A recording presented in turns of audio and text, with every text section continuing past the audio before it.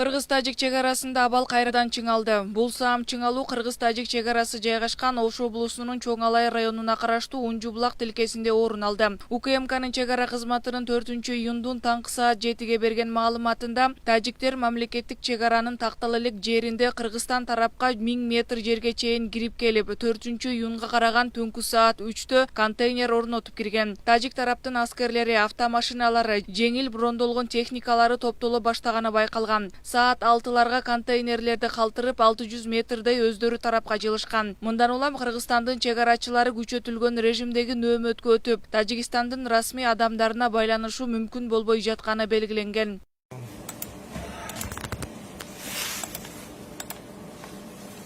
Эки тартышыңыз керек.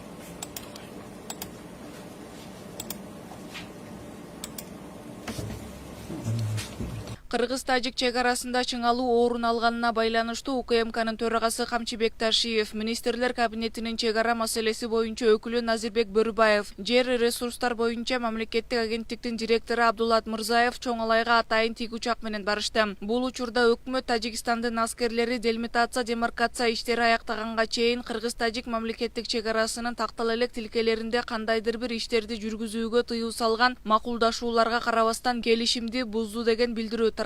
Ушул эле күнү тышкы иштер министри Тажикстандын Бишкектеги элчисине нааразычылык нотасын тапшырды. Ал эми Тажикстандын Азия плюс агенттиги Кыргыз тараптын маалыматын четке кагып, саат 12:28-де Тажикстандын УКМКсынын чегара кызматы Кыргызстан менен Тажикстандын өкмөттөр аралык комиссиясы макулдашылган чегара тилкесин кайтарып